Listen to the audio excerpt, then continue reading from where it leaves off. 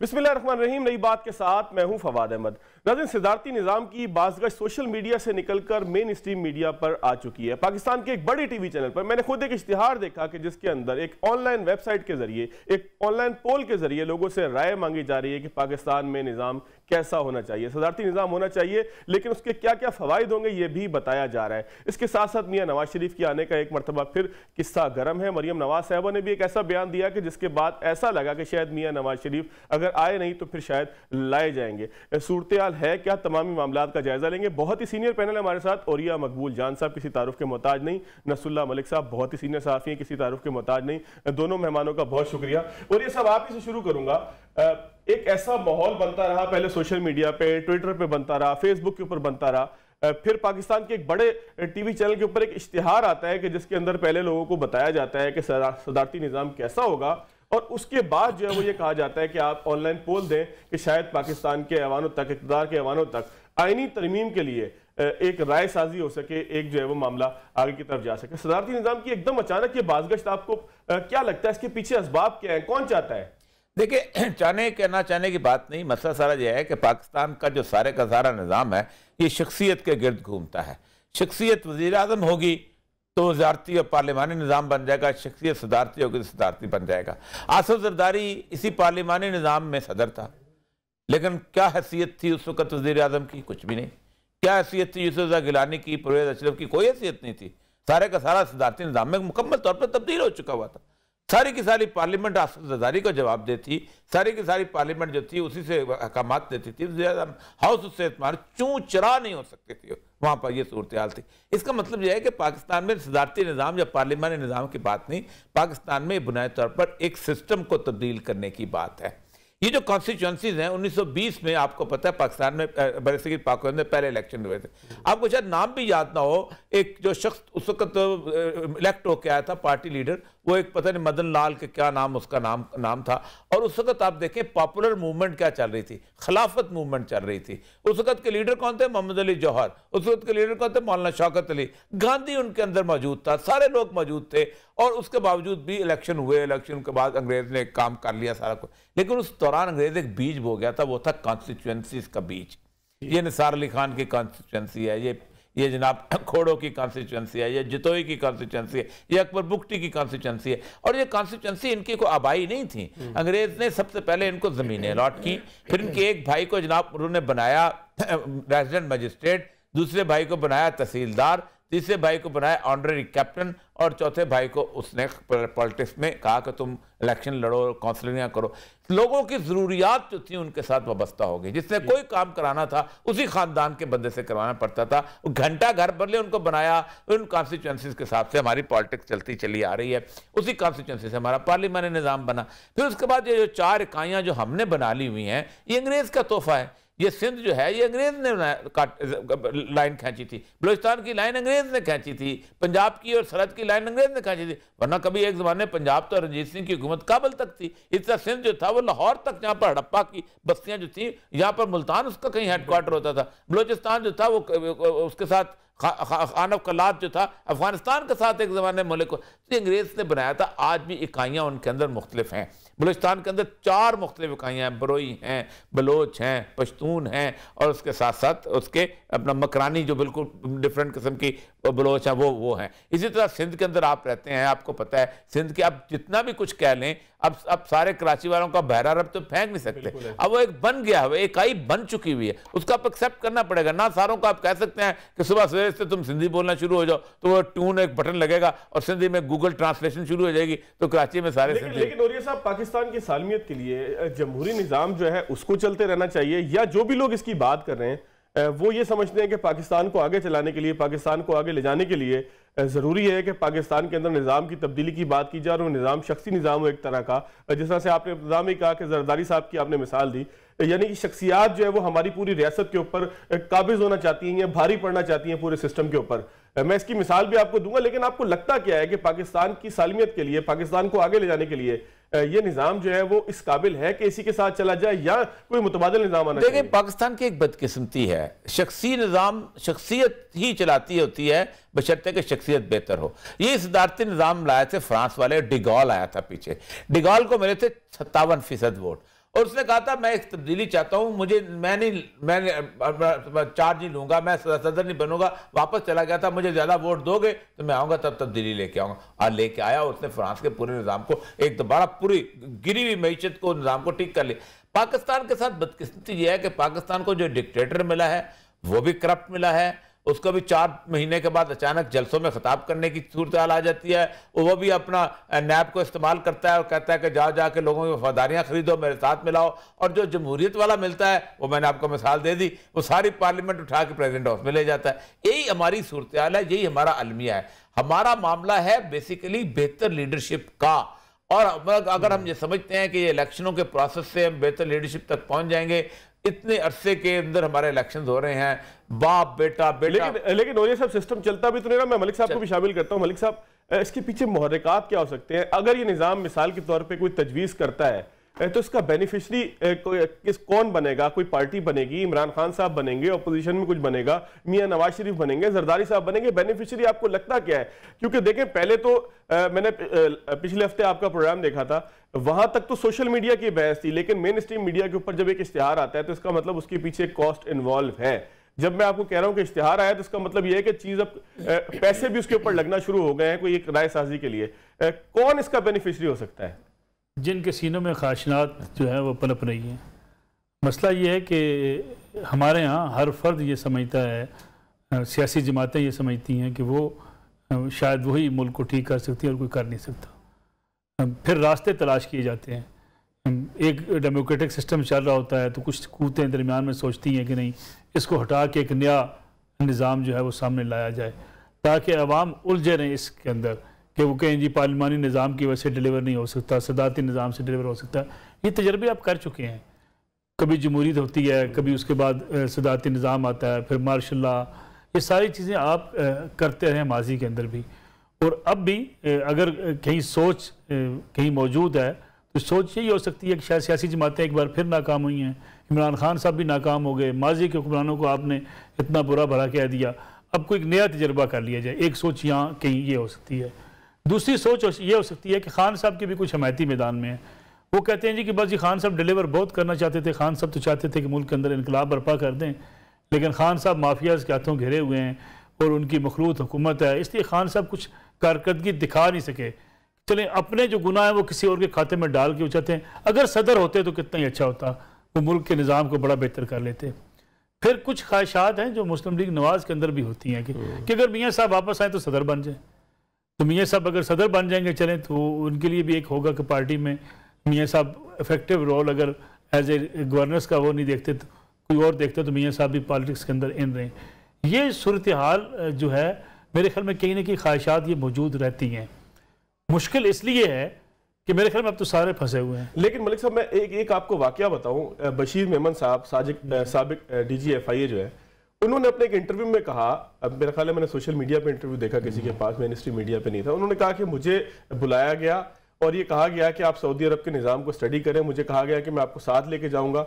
वहां आप देखिएगा मोहम्मद बिन सलमान जब अपने किसी इदारे को, किसी फर्द को जो है वो कोई हुक्म देता है तो उसके ऊपर कोई चून चना नहीं करता, बल्कि सब उसके हुक्म पे लब्बैक कहते हैं।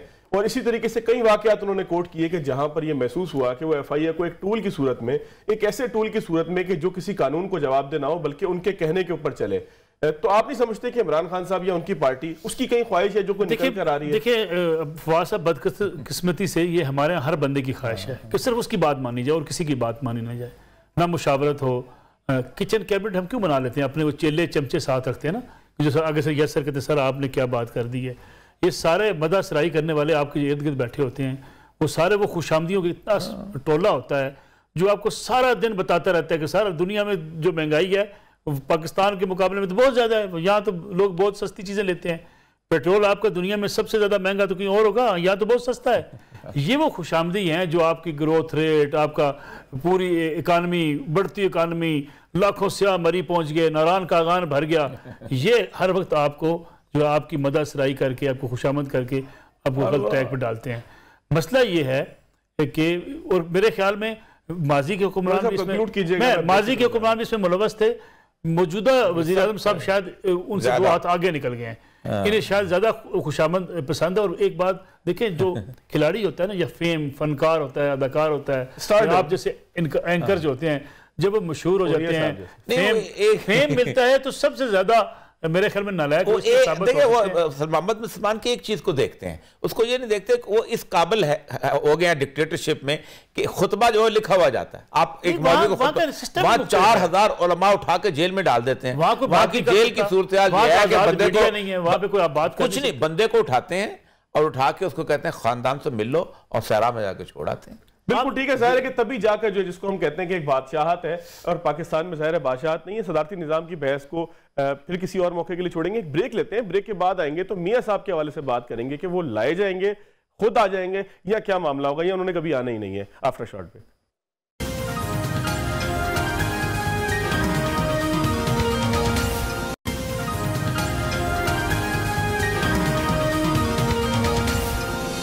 ब्रेक के बाद एक मरतबा फिर खुशामदीद। खबर यह है कि पाकिस्तान और बरतानिया मतलूब अफराद के तबादले के लिए किसी मुआहदे के हवाले से किसी ऐसे नतीजे में पहुंचने वाले हैं कि जिसके बाद पाकिस्तान और बरतानिया के दरमियान एक मुआहदा होगा कि जिसमें कैदियों का तबादला हो सकेगा, मतलूब अफराद का तबादला हो सकेगा। और यह सब सवाल पैदा होता है कि मियाँ नवाज शरीफ साहब जो है, अगर ऐसा कोई मुआहदा बिल्कुल मुस्तकबिल करीब में हो जाता है तो मियाँ नवाज शरीफ साहब को लाने के लिए हुकूमत इस हद तक जाने के लिए तैयार नजर आती है। इंडिया का बरतानिया के साथ को 23 साल से मुआहदा है एक्सट्रेडिशन का। 450 बंदों का मुतालबा किया है, अब तक सिर्फ एक आदमी उन्होंने वाले किया है। तो अगर आप ये समझते हैं तो ये ख्वाब शेख रशीद साहब देख सकते हैं। देखिए, बरतानिया एक खास सियासी ख्वाब हो सकता है। बरतानिया जो है यूरोपियन यूनियन की एक एग्रीमेंट के तहत पाबंद है। और वो ये है कि अगर आपके पास कोई शख्स आके पनाह लेता है और ख़तरा है कि वो अपने मुल्क वापस जाएगा तो उसको फांसी लग सकती है या उसको सियासी तौर पर प्रोसिक्यूट किया जा सकता है, तो आप उसको हवाले नहीं करेंगे। ठीक है, ये एक बुनियादी शिक है जो तमाम मुआहदे को ओवर रूल कर देती है। आप मुआहदा करें क्रिमिनल, वो कहेंगे जमानत दो, ये कि आप उसको फांसी नहीं देंगे, जमानत दो, जो वो फिर एक बहस शुरू हो जाएगी। कहाँ शुरू होगी? अदालतों में। और ये भी कोई 2-4 दिन का काम नहीं होगा कि लंबा हो जाए। देखिए, मसला सारा ये है कि एक ज़माने में बहस हुई थी पार्लियामेंट में वहाँ पर कि ये जो सेंट्रल लंदन का इलाका है, यहाँ एक आम आदमी जो है अब उसके काबिल ही नहीं रह गया, इतना महंगा हो गया, क्या करें। गोरा वहाँ रहता ही कोई नहीं, अरब शेख वहाँ बैठे हुए हैं, अफ्रीकन बैठे हुए हैं, मलेशिया से बैठे हुए हैं, फिलिपीन वाले बैठे हुए हैं, पाकिस्तानी बैठे हुए हैं। पाकिस्तानी कितने से, एक नवाज थोड़ा पूरी लेन पाकिस्तानी हो गई। तो इतना इन्होंने महंगा कर दिया है। अब वो महंगा सिर्फ उन्होंने किया है तो उसके साथ साथ ये है कि उनको आमदनी भी है। अब ये पूरे का, मैं अक्सर कहता हूँ कि जिनेवा एक शहर है, दुनिया में सबसे ज़्यादा पर कैपिटा इनकम वहाँ पर कोई कारोबार नहीं सिवाय बैंक है। और वो बैंक किससे हैं? चोरों के। दुनिया भर का चोर वहां जमा हुआ है। मुझे भी दे दो 4, मैं डाकुओं के, चोरों के, मैं लाहौर में अकाउंट खोलूं, हीरोइन स्मगलर के, मैं भी रिच हो जाऊंगा, मेरा भी पर कैपिटा। तो वो ये बिल्कुल शेख रशीद साहब की खुशफहमी है। और अखबार वापस लाया तो जा नहीं सकता, ये तो नेक्स्ट टू इम्पॉसिबल। लाना होता तो एमक्यूएम, मतलब ये सिर्फ ऐसी वो है, आप ये कह लेंगे बबल है, मुआहदे मुद्दे किए जाते। देखिए, मैं मिसाल इंडिया की मिसाल दे दी। अब आपने बिल्कुल बताया कि 400 में से एक आया। नहीं, मसला मलिक साहब, आप इसके ऊपर जो है एक प्रोग्राम भी कर चुके हैं, मुझे अच्छी तरह याद है कि जिसमें इस इम्कान का आपने जायजा लिया था कि मियां साहब का क्या वीजा जो है वो कैंसिल हो सकता है, जिसकी उन्होंने अपील के अंदर भी गए हुए ना। मियां नवाज शरीफ सब जल्दी वापस आ रहे हैं ना, उन्हें लोग कह रहे हैं मार्च में आ रही है, ना उन्हें कोई लाने की कोशिश कर रहा है। देखिए, पीटीआई के पास क्या पीटीआई लोगों से, क्या अपने कारकुनों से, जो हर रोज उछल के कहते हैं कौम की दौलत लूटी हुई हम पेट से निकालेंगे, वापस लेके आएंगे, उन सबको वापस लेके आएंगे। खान साहब की तकरीरें हैं ना, जो बेचारे जियाले उनके हैं, उनके लिए अब चूरन क्या बेचे उनको, उनके लिए चूरन यही है, कभी शेख रशीद साहब कह दें, कभी कोई और उठे के शहबाज गिल साहब कह दें कि मियां नवाज शरीफ को हम वापस ला रहे हैं अनकरीब। ये पिछले साल से खबर आप पढ़ रहे हैं।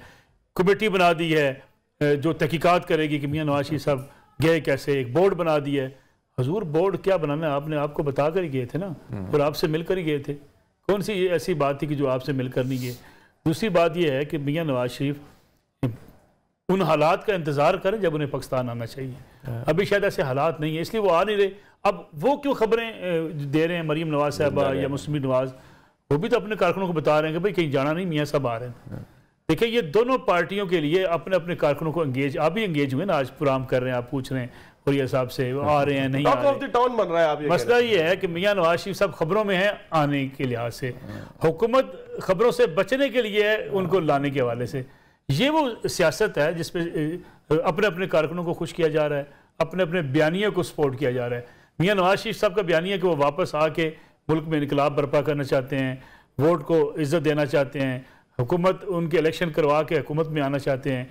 उनकी पार्टी इसलिए इंटैक्ट है ना, पार्टी का वोट भी नहीं टूटा, पार्टी के उनके कारकुनान भी नहीं टूटे, उनके MNAs MPs भी नहीं टूटे।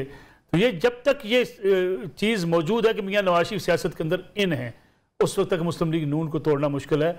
और सियासत में इन रखा जाएगा, मियां साहब काफ़ी पीते उनकी तस्वीर आएगी, मियां साहब वाक करेंगे। अच्छा, कई बेचारे बड़े जियाले होते हैं जो PTI के कहते हैं यार देखिए वो ठीक ठाक है और उनकी आज तस्वीर आ गई, चाय पी रहे थे लेकिन उसके बावजूद वापस नहीं आते। कुछ कहते हैं यार गलती से तस्वीर डाल दी होगी मियां साहब की। मियां साहब ने वो जानबूझ के तस्वीर आपको दी होती है कि भाई साहब मैं इन हूँ सियासत के अंदर और फैसले मैं ही कर रहा हूँ। इसी तरीके से खान साहब अपने लोगों को कहते हैं यार बहुत तनकीद हो रही है, कारकुन पूछते हैं कि आप किसी को पकड़ के क्यों नहीं वापस लाए, तो आप जो शेख रशीद साहब एक प्रेस कॉन्फ्रेंस खड़का दें कि अब बस हमने फैसला कर लिया, उनको हम वापस लेके आए, होने वाला है, वो जेल जाने वाले हैं जी, उनको पकड़ के ला के भाई जेल में आप रख नहीं सके। आप कहते थे मैं AC उतरवा दूंगा, AC आप उतरवा नहीं सके। आप कहते थे हम जेल की सहूलतें बंद कर देंगे, जेल की सहूलतें आप बंद नहीं कर सके। आप कहते थे इलाज हॉस्पिटल के अंदर होगा, जिस डॉक्टर ने जाना जाके हॉस्पिटल में अंदर देखे वो हॉस्पिटल चले गए थे, वहाँ उनका इलाज होता रहा। आप कहते थे हम किससे मुलाकात नहीं करने देंगे, सियासतदानों से जाके मुलाकातें करते थे। यानी ये सियासत है खान साहब की, उसमें अपनी सियासत बचाने के लिए खान साहब के बयानात हैं। ना खान साहब वापस ला सकते हैं, ना मियां साहब जल्दी वापस। मियां साहब आएंगे नहीं आएंगे। और ये साहब ये बताएं कि शहबाज शरीफ साहब के खिलाफ, आप एक वकील भी हैं, कोई कानूनी कार्रवाई हो सकती है जो नवाज शरीफ साहब की? अगर क्योंकि अभी रिपोर्ट्स का मामला भी आ गया, वो कहते हैं नाकाफी रिपोर्ट्स हैं, अभी उससे कुछ वाजे नहीं हो रहा कि मियां साहब आपके बीमार हैं। इसमें इस जमानत वाले बिल्कुल कोई कार्रवाई नहीं होगी। उसकी बुनियादी वजह, अगर ये कार्रवाई होगी तो फिर अदालत सबसे पहले होगी। इसकी वजह यह है कि अदालत ने एक ऐसे आदमी को वहां बाहर जाने दिया कि जिसके अदालत के पास कोई कानूनी जवाब मौजूद नहीं था। कानूनी जवाब जो होता है कि आप एक आदमी को किसी ऐसे अस्पताल में रखते हैं जहां आपकी जुरिस्डिक्शन हो, जहां आपका समन चलता हो, जहां आपका वारंट नहीं कर सकता हो, जहां आप बंदे को कॉल कर सकते हो। आपने एक बंदे को इंग्लैंड जाने दिया। लेकिन ओरिया साहब उनकी जो प्लेटलेट्स का मामला था, जो भी है, अल्लाह जाने, जो भी रिपोर्ट थी उसके मुताबिक तो बहुत सूरत-ए-हाल खराब थी। इंटरनेशनल कन्वेंशन ये कहता है जिनेवा का कि एक मरीज को उसकी जो कि कहती है, क्योंकि उसके फंडामेंटल राइट्स खत्म हो जाते हैं जब कैदी होते हैं। फंडामेंटल आपका राइट ऑफ मूवमेंट खत्म होता है, राइट ऑफ असेंबली खत्म होता है, राइट ऑफ स्पीच खत्म हो जाता है, ये सारे आप सरेंडर कर, उसको तमाम मेडिकल फैसिलिटी देनी चाहिए जेल के प्रीव्यू के अंदर। बेशक क्रामवेल अस्पताल पूरा शिफ्ट कर दिया जाए, लेकिन वो क्रामवेल अस्पताल नहीं शिफ्ट होगा। बिल्कुल ठीक। अब आपने एक आदमी को वहां भेज दिया, एक नवाज शहबाज शरीफ साहब ने जमानत दी। शहबाज शरीफ साहब जो है जाके वहां भाई को लाना चाहते हैं और कहते चलो मेरे साथ, मैं टिकट ले लिया। वो जाके कहते हैं कि मुझे किडनैप किया जा रहा है। शहबाज शरीफ साहब कहते हैं मेरे पर तो किडनैपिंग का मुकदमा बन रहा है, अदालत में पेश कर देंगे। तो अदालत की लाने क्यों जाए जी? तसव्वुर नहीं। अच्छा, दूसरा बात है कि जामन को गिरफ्तार ही नहीं किया जा सकता। क्यों? लिखा होता है to the satisfaction of the court. अदालत मुतमईन होती है कि ये आदमी, इसका पैसा नहीं, कभी जामन के पैसे से बदले होते, अदालत का इत्मीनान। तो अदालत का पहले तो इत्मीनान खत्म हुआ ना, तो अदालत आपने इत्मीनान कैसे किया? वजह मैं बता दूं जाने क्यों दिया गया था। क्या मियां नवाज शरीफ खबरों में इन थे, हर वक्त खबरें थी, हर वक्त मुलाकातें थी, सर्विसेज हॉस्पिटल के अंदर लोग मिल रहे हैं, जेल में मुलाकातें हो रही हैं, कारकुन पहुंच रहे हैं। हर रोज की हेडलाइन मियां नवाज शरीफ की थी, हुकूमत इससे हर वक्त थी। दूसरी बात ये थी, एस्टेब्लिशमेंट को भी ये डर था कि मियां नवाज शरीफ अगर मर गया, सिंध की एक कब्र हमसे संभाली नहीं जा रही, ये लाहौर की कब्र हम कैसे संभालेंगे। दो वजूहात थे मियां नवाज शरीफ को मुल्क से बाहर भेजने की। गवर्नर कौन कार्रवाई? एक दिन पहले कार्रवाई कैसे करेंगे? देखिए मेरी बात सुने, पहली बात यह है कि जिस नवाज शरीफ के बारे में चोर है और जो नवाज शरीफ इमरान खान के मैच से कंपनी, दोनों ने मिल के रास्ता निकाला जहां से, उसके बगैर हो नहीं सकता। वरना पूरी की पूरी पीटी, शौकत खानम का एक्सपर्ट डॉक्टर जो है वो कहता है कि ये बीमार है। तो डॉक्टर ताहिर का भी इंतकाल हो गया जिन्होंने कहा है, तो मतलब आप समझते कोई कार्रवाई नहीं होगी? जब चाहेंगे कोई कानूनी शहबाज शरीफ पर तो कार्रवाई हो ही नहीं सकती। जामन की कार्रवाई की कोशिश की जाएगी, मेरा नहीं ख्याल, खबरों की हद तक जरूर होगा, कोई कानून नहीं है। ये सारे बयान चलते रहेंगे। देखिए एक बात नोट कर लीजिए, मैक्सिमम होता है 25% ऑफ द बेल का अमाउंट जब्त वो है। इस मुल्क में एहतसाब के नाम पे जितना फ्रॉड हुआ है इतना दुनिया में कहीं नहीं हुआ। ना नवाज शरीफ साहब ने एहतसाब किया था पीपल्स पार्टी का, ना पीपल्स पार्टी ने मियां नवाज शरीफ एंड कंपनी का एहतसाब किया था, ना मुशर्रफ ने किया था, ना अब किसी का एहतसाब किया जा रहा है। किसी को निकालना होता है, किसी को लाना होता है, ये हथियार इस्तेमाल किया जाता है अयूब खान से लेके आज तक। ना किसी के खिलाफ एहतसाब के वाले से कोई कार्रवाई होती है, ना कोई संजीदा कर। खान साहब अगर एहतसाब करना चाहते हैं, खान साहब चले छोड़े, मियां नवाज शरीफ को बाहर चले गए, मुल्क के 3 बार वज़ीर-ए-आज़म रहे, उनके हाथ शायद ज़्यादा लंबे होंगे। खान साहब तो किसी एक पटवारी को पकड़ के एहतसाब नहीं कर सकते। आज भी जो सानिया मरी के अंदर 16 अफसर किसी को वहां से एक ब्रेक लेता हूं, ब्रेक के बाद सानिया मरी पे भी बात करनी है। और उस्मान बुज़दार साहब नंबर 1 वज़ीर आला बन गए हैं एक सर्वे रिपोर्ट के मुताबिक, और ये वही सर्वे रिपोर्ट है कि जिसने कुछ अर्से पहले मुस्लिम लीग नून की वफाक में बरतरी को जाहिर किया था, जिसके बाद जो है वो मुस्लिम लीग नून ने शादियाने बजाए थे खुशी के। लेकिन अब क्या सूरत हाल है, ओरिया साहब और मलिक साहब से बात करेंगे आफ्टर शॉर्ट ब्रेक।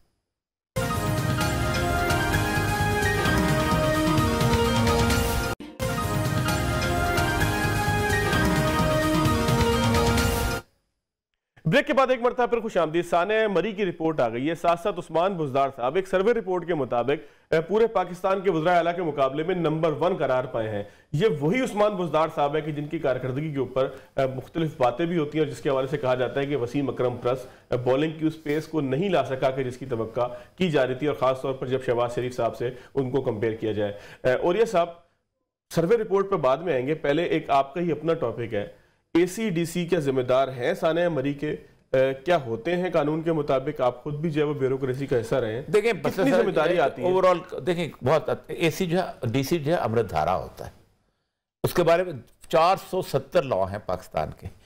हर लॉ जो है वो DC के गिर्द घूमता है। ठीक है, उसको खासतौर क्यों ना घुमाया गया, हमारे ब्यूरोक्रेट्स ने क्यों उसको पावर दी? क्योंकि अंग्रेज के ज़माने से चला आ रहा था। मसला सारा ये है कि अब इसका रास्ता निकालेंगे, डालेंगे इसके ऊपर, इंक्वायरी निकलना कुछ नहीं। मतलब 4 गाड़ियां वहां खड़ी थी, ठीक है, जिसको चलाया नहीं गया। अब वो कहेंगे जी ट्रैफिक ने ब्लॉक कर दिया, गाड़ी कहां से मूव करती? अब ट्रैफिक वाला ये कहेगा कि पीछे से ये सूरत हाल बिल्टर के मेरे बियॉन्ड था, ये नहीं था, बोटलनेक बन गया था, बोटलनेक बन गया था। ये पहली बात तो ये है कि पाकिस्तान के अंदर रिस्पॉन्सिबिलिटी फिक्स नहीं होती। मैं पहले भी प्रोग्राम कर चुका हूं, पाकिस्तान का सत्यानाश 2 चीजों ने किया है। एक यह है कि सेंट्रलाइज काम, NDMA जिस दिन बना है, मैंने कहा था सत्यानाश हो गया। यानी अंग्रेज के जमाने में हर छोटे से छोटे टाउन में एक फायर ब्रिगेड का स्टेशन होता था, और कभी किसी से जाना नहीं पता। देखिए न्यूयॉर्क के अंदर हुआ ना 9/11, न्यूयॉर्क के अपने फायर फाइटर गए थे, पेंटागन से नहीं आए थे, बिल्कुल ठीक, कहीं और से नहीं आए थे। उन्होंने बताया था कि हम यही करना चाहते हैं, क्योंकि जाहिर बात है जब आप दूर से कुछ लेंगे तो उतनी देर में 10 मौतें और हो जाएंगी। साहब हमारे यहाँ तो देखना सिस्टम भी तो इतना छोटा सा है। कराची में हमारी ऑफिस के पड़ोस की बिल्डिंग में आग लगी, नेवी के फायर टेंडर्स भी आ गए, तो KPT के भी आ गए। एक छोटी सी की वजह यह है कि हमने लोकल बॉडीज को इक्विप भी नहीं किया। कभी जरूरत नहीं पड़ती, दुनिया पूरी में कहीं जरूरत नहीं पड़ती। जितनी देर में नेवी का आता है 4 लाशें और गिर जाती हैं। मतलब यह है कि आपका वहां पर मौजूद सिस्टम कितना इफेक्टिव होता है शहर का। NDMA बना, फिर ये शहबाज शरीफ साहब का मॉडल, हमेशा उनसे मेरी बहस होती थी। मैंने कहा मसला ये हुआ है कि आपने ये किया कि आपने जब कहा कि नहीं यहां पर इकट्ठे करो, सारे सेक्रेटरी खुश हो गए, वो जी पैसे सारे इधर आएंगे, हर चीज। टेंट के गोदाम यानी आप होता है वो लाहौर में, और उन्होंने मुशर्रफ साहब ने NDMA वहां बनाए हुए थे, और टेंट जो थे इस्लामाबाद से चलता है और मीरपुर खास पहुंचता है। उस दिन में सलाब, लेकिन ओरिया साहब डिजास्टर बनाया भी तो गया ना सर, शहर के इंतजामी नायली भी है ना। हम ट्वीट कर रहे हैं कि जी 1 लाख गाड़ियां दाखिल हो गई और उसके इंतजाम नहीं। ये तो मसला यही है, यही तो मसला है हमारे यहाँ कि लोगों ने मोबाइल खरीदना शुरू कर दिए। ये शौकत अजीज साहब पे फिक्रे बोला करते, इतने मोबाइल खरीद ले, इतने ये खरीद ले। वजह क्या थी कि इस मुल्क के अंदर पहली दफा कंज्यूमर लोन शुरू हुए थे। वो गालिब का जो शेर ना, कर्ज की पीते थे मैं, लेकिन समझते थे कि हाँ रंग लाएगी हमारी फाका मस्ती एक दिन। ये कर्ज की चीजें हैं जिसके साथ हम चलते हैं, ये कर्ज की गाड़ियां खरीदी हुई हैं। ये आज आप कंज्यूमर लोन खत्म कर दें, लोगों को सादा जिंदगी गुजारनी पड़ेगी, सादा जिंदगी हिसाब से चल रहा। गाड़ियां इतनी आ गई हैं, लोगों का बस अच्छी लगती, बेशक एयर कंडीशन हो कुछ हो, ये मामला हो गया सर। मलिक साहब आप क्या कहते हैं, जिम्मेदारी वाकई? देखिए मैं बताऊं आपको, हमने तो 15 अफसर सारे हटा दिए, उनके खिलाफ कार्रवाई का फैसला किया। गुजारिश ये है कि हम ऐसी तहकीकात क्यों नहीं करते कि आप ज़रूर DC को हटाना है फ़र्ज़ करें, या ज़रूर AC को हटाना है, अगर एक बंदे की जिम्मेदारी है, आप तयन करें कि ये रोड साफ़ करना जिस महकमे का एक्सीएन या एसटीओ था उसकी जिम्मेदारी है। अच्छा, उसके बाद जो लोग उसके ऊपर अफसरान उसके हो सकते हैं उनकी जिम्मेदारी है। फिर जब वार्न किया गया महकमा मौसमियात की तरफ से, फिर ये जिम्मेदारी डीसी की आती है कि डीसी फिर पूरे डिस्ट्रिक्ट का चूँकि इंचार्ज है वो मेंटेन करे वहाँ के लॉ एंड ऑर्डर को और वहाँ की सारी सूरत हाल को, क्योंकि मैनेजमेंट उसके पास है। लेकिन आप 15 अफसर मुअत्तल करके सिर्फ ये लोगों को दिखाना चाहते हैं कि जी हमने 15 अफसर मुअत्तल, मतलब ऐसा महसूस हो रहा था मलिक साहब, ऐसा महसूस हो रहा था कि बर्फबारी शायद कराची में हो रही है। मैं 9 साल बर्फ के इलाके में डीसी रहा हूँ। चमन में खोजक बंद हो जाता था, बाकी चीजें होती थी। हमें याद है कि हम सब लोग रातों को ऊपर बाहर होते, सड़क के किनारे बलोचों ने कच्चे कोठे बनाए होते थे कि अगर कोई मसला हो तो गाड़ी बंदा पार करके वहां खड़ा है, 2-3 उसमें लग, कोई आपने बनाया। सर मैं यही अर्ज कर रहा हूँ ना कि अगर ये कराची में बर्फबारी हो जाए तो क्या डिजास्टर आ गया, अलग हो गई है जी। फिर मसला ये जो लोग गाड़ियों में सोए रहे, ठीक है मुश्किल हो गया निकलना, ये लोग गाड़ियों में क्यों सो गए? सवाल ये है हजूर, आपके पास आप भी मरी में जाते हैं और ये सब भी जाते हैं, वहाँ सच्ची बात है होटल्स आपके, रेस्टोरेंट्स आपके कपड़े उतार लेते हैं। बात सही। अच्छा, ये जिम्मेदारी भी एसीडीसी की बनती थी कि वो प्राइस कंट्रोल और किसी की है। और पाकिस्तान के टूरिज्म स्पॉट के ऊपर जाके आप अशिया खुदनोश की कीमतें इतनी महंगी होती हैं कि गरीब का बच्चा खाना मांग रहा होता है, उसकी माँ खाना नहीं ले दे सकती, वो लेके तो आते थे बेचारे अपने बच्चों को, पानी नहीं खरीद सकते, इतना महंगा, पानी इतना महंगा होता है। इसलिए हमारे होटल्स, आप अंदाजा करें कि केपीके के अंदर एक 5 स्टार होटल में एक रात का किराया 2.25 लाख और 2.5 लाख रुपए। और उससे अगली बात पता है, जिस मरी कि मैं आपके प्रोग्राम में एक बड़ी अहम बात आपसे सर शेयर कर दूं, जिस मरी के गवर्नर हाउस के बारे में कहा जाता है कि हमने अवाम के लिए खोल दिया। 1 लाख रुपया पर रूम रेंट है, 1 लाख रुपया अवाम में से खवास के लिए। अच्छा, अब मैं बताऊं आपको उसकी वजह क्या है। 1 लाख रुपया क्यों रखा गया? प्राइम मिनिस्टर को तजवीज़ दी गई, कहा गया जी इतने महंगा तो कोई भी नहीं आएगा। तो फैसला इसलिए किया गया, जब कोई नहीं आएगा तो फिर जब पीएम साहब या सदर साहब या वज़ीर साहब या गवर्नर साहब ने जाना होगा तो खाली होगा, कोई ठहरा नहीं होगा। लेकिन पब्लिक की आंख में जो है वो धूल झोंक दी गई कि जी वो पब्लिक के लिए। मलिक साहब आखिरी 2-3 मिनट है, मैं आप ही से बात करूंगा। पंजाब की सियासत को आप बड़े करीब से जानते हैं, उस्मान बुज़दार साहब नंबर 1 है। बुज़दार साहब अच्छे आदमी, मैं आपसे कहूँगा अगर आप कंपेयर करें, एक एक्सपीरियंस नहीं था बुज़दार साहब का, कुछ चीज़ें उन्हें समझ में देर लगी। 2-3 बुज़दार साहब की खुसूसियात है, मैं आपको बता दूं। बुज़दार साहब ने मिनिस्टर्स को कहा जी अपना काम करें, आपको आज़ादी है काम करने की, मिनिस्टर्स का काम है काम करना। बुज़दार साहब के रास्ते में रुकावटें इस्लामाबाद से खड़ी की जाती हैं, जो कहते हैं जो मसला ये है कि वहाँ जब आप चीफ सेक्रेटरी के ऊपर, जब आप पुलिस अफसरान के ऊपर उनको आज़ादी से काम नहीं करने देंगे और माजी के सिलसिले को आप चलाते रहेंगे, वो इत्तेकाकार रखेंगे, तो फिर कोई भी सीएम डिलीवर नहीं कर सकेगा, पहली बात। दूसरी बात ये कि आप एक नए आदमी से आप तो करें कि वो बहुत ज़्यादा एक्सपीरियंस होकर काम कर लेता, इसलिए मैं समझता हूं बोलने का भी, उसका एक्सप्रेशन का भी, आदमी भी था। परफॉर्मेंस का मसला, परफॉर्मेंस में 2 चीज़ें बड़ी इंपॉर्टेंट है, मैं बताऊं आपको। इस वक्त परफॉर्मेंस जो कोई भी इस पर तबसरा नहीं करता, आपकी परफॉर्मेंस के अंदर आपका जो पूरा सिस्टम है, 6 आपने इक़्तिदार के मराकज़ बनाए हुए हैं पंजाब के अंदर, तो कैसे बंदा कर सकता है अपनी परफॉर्मेंस बेहतर? फिर इकानमी का आपने भट्ठा बिठा दिया है, आपके पास पैसे नहीं है, यूनिवर्सिटियों को देने के लिए पैसे नहीं है, आपके पास वज़ाइफ देने को पैसे नहीं है, अद्वियात के लिए आपके पास पैसे नहीं है। 750 अरब रुपया बचता है फेडरल गवर्नमेंट के पास टोटल कर्जे दे के, उसमें से आपने फौज चलानी है, नेवी चलानी है, बंदरगाहें चलानी है, बाहर के सफारतखान 750 अरब रुपये, बाहर के सफारतखाने चलाने हैं, रेंजर्स चलाने, ये सब कुछ ये है आपकी। अच्छा, और ये सब अगर शहबाज शरीफ से कंपैरिजन छोड़ दें 1 मिनट को बुज़दार साहब का, तो आप लोग पंजाब के रहने वाले हैं, मैं तो यहाँ का रहने वाला नहीं हूँ, मुझे तो सिंध का ज़्यादा पता है। अगर 1 मिनट को शहबाज साहब से कंपैरिजन छोड़ दें, पिछली हुकूमत के बेताशा कर्जे लेके बेताशा कामों को छोड़ दें, तो बुज़दार साहब बहुत मुतहर्रिक रहे सूबे में। मुतहर्रिक तो नहीं रहे, लेकिन ये बात है कि बाकी तीनों की निस्बत निकल के सामने आए। मतलब मैं बलूचिस्तान को जानता हूँ ना, बलूचिस्तान में जो सूरत हाल हुई है, और बलूचिस्तान में, हालांकि बलूचिस्तान वो सूबा है जिसको मैनेज करना बहुत आसान है, ट्राइबल सोसाइटी। लेकिन इस सर्वे के अंदर एक चीज मैं उससे इख्तिलाफ करूंगा, मुराद शाह सीएम सिंध है, आप लाख उनसे इख्तिलाफ करें, पीपल्स पार्टी से इख्तिलाफ करें, करप्शन आपके मुल्क के कोने कोने में फैली ही है, सिंध में भी मौजूद है, लेकिन मुराद अली शाह की पिछले 2 साल की गवर्नेंस बड़ी बेहतर है। बड़े प्रोजेक्ट्स हुए हैं, हॉस्पिटल्स बने हैं, वहाँ यूनिवर्सिटीज़ बनी हैं, काफ़ी मुराद अली शाह साहब ने काम किया है, लेकिन सर्वे में हम चाहते हैं किसी एक को फारग कर देना, किसी को लेकिन मलिक साहब एक आपसे हमेशा से एक राय रही है, बड़ा अजीब सा, बल्कि ओरिया साहब और मलिक साहब दोनों आप बताइएगा, कंक्लूजन में मुझे प्रोग्राम का करना है, ये सर्वे कितने ऑथेंटिक होते हैं? नहीं, कोई नहीं, बिल्कुल मैं रिसर्च पढ़ाता रहा हूँ। ये ठीक है कि मेरे सर्वे हमेशा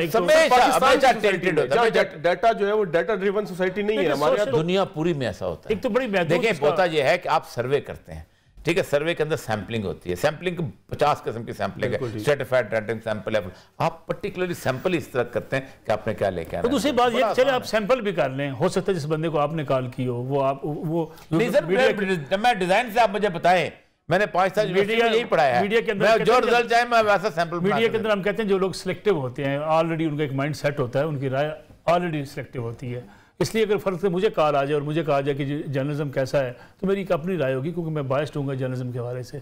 मैं समझता हूँ कि ये जो सर्वे होते हैं, बेशक आप उनका सैंपल आप बेशक बड़ा फैला दें, अच्छा करना चाहें, लेकिन फिर भी एरर की गुंजाइश इसलिए रहती है कि वो एक तो आपका जो होता है डाटा बहुत महदूद होता है, फिर दूसरा ये होता है कि लोग अगर उनके पास सर्वे चला जाए जो ऑलरेडी एक फिक्स्ड ज़हन के होते हैं, तो आपको सर्वे दुरुस्त नहीं। वैसे survey basically the most biased thing कहा जाता है कि बेसिकली सोशल साइंसेज में ना, हाँ नेचुरल साइंसेज, इसलिए कि आप नेचुरल साइंस में ये है ना कि आप सारा कुछ कंट्रोल कर लेते हैं, टेम्परेचर कंट्रोल कर लिया, ये कंट्रोल कर लिया, हर चीज कंट्रोल कर, फिजिकल एनवायरनमेंट है ना। यहाँ तो आप एक आदमी को अगर उसकी चाल देखनी है ना, उसको कहना दोबारा चाल क्या होता है, उसकी चाल में फर्क आ जाता है।